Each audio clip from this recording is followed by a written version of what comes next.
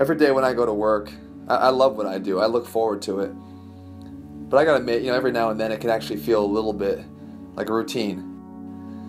And then there's those things that sort of rock my world and remind me that it's anything but a routine. Let me tell you about Brendan Doherty.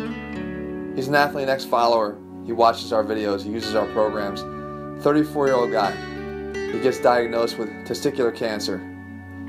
Goes in, gets treatment. A year later, it comes back. Worse than it was before. He continues his treatment, chemotherapy, they try everything. Now it gets to the point where the cancer forms secondary in his back, next to his spine. He can't even walk.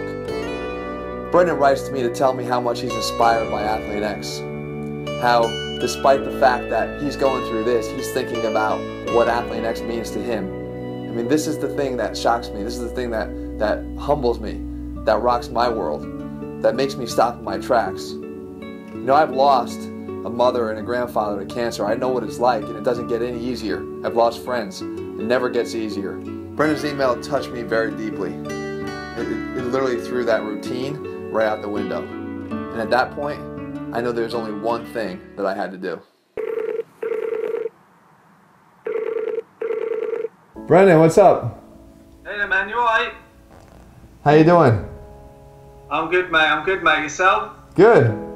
Good. I want you to know I got your email. It was forwarded to me the other day, and I was inspired by your email and touched by your words. I obviously humbled by the fact that you would even think of me during all that you've been through.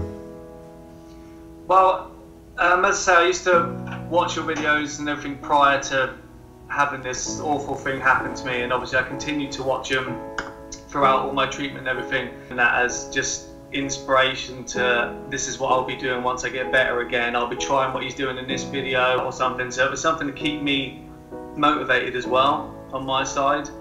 So yeah, I don't know if you ever thought that that's what your videos would be affecting people in those areas. So I suppose it is quite strange to maybe hear that, but that was the case. Yeah, I can't say that that I did, but I definitely it makes it a hell of a lot more worthwhile.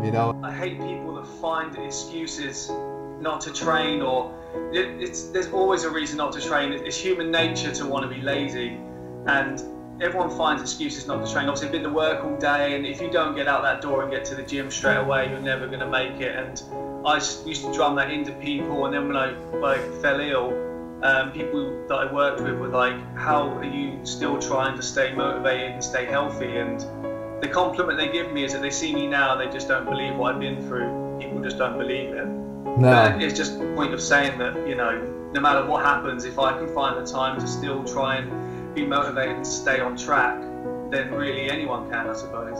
I mean, to be quite honest with you, you certainly had built-in legitimate excuses to not have trained had you not wanted to, believe me. But there are a lot of people, especially this time of year with resolutions probably already falling by the wayside. I think people would need to, especially after hearing your story, would need to reevaluate what reason actually stopped them from what they were doing. Definitely, I agree with you. And let's say most people that have now started their New Year's resolutions, the gyms are all full in January, everyone's raring to go. By the middle of January already, there's half the people there, and by March time, there'll be a fraction of the people still there. Especially, I do find that people that are ill, they wish they could have something they can control, because a lot of times, as you found, a lot of this shit's out of our control. And what you're able to do and what is in your control is what's extremely motivating. You said about being in control of yourself and what you can do, and I had that taken away from me. I mean, I couldn't move, I couldn't physically do anything. I was in a bed for like a couple of months. How's your overall health? So now since January of last year, it's been about a year, right? Yeah, so basically on the end of this month, I've got a yearly test. I got a CT scan, a blood test and chest x-ray. And I get the results the 6th of February.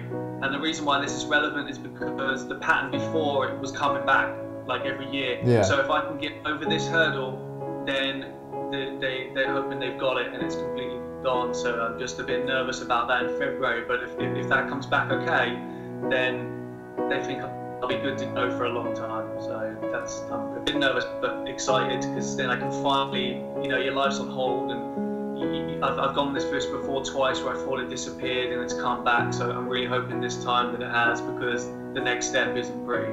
So I hope this is it now and I've got it. But I'm doing everything I can to stay healthy and to keep it away.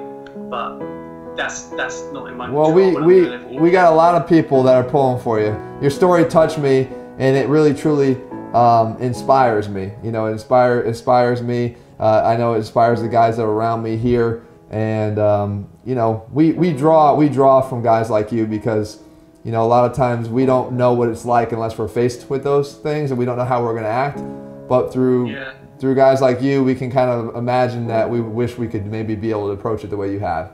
So we're pulling for you. The fact you guys are rooting for me, and it makes you guys feel maybe a bit inspired and helps other people, that's brilliant. Any sort of positive I can put on this, I've been trying to do since day one.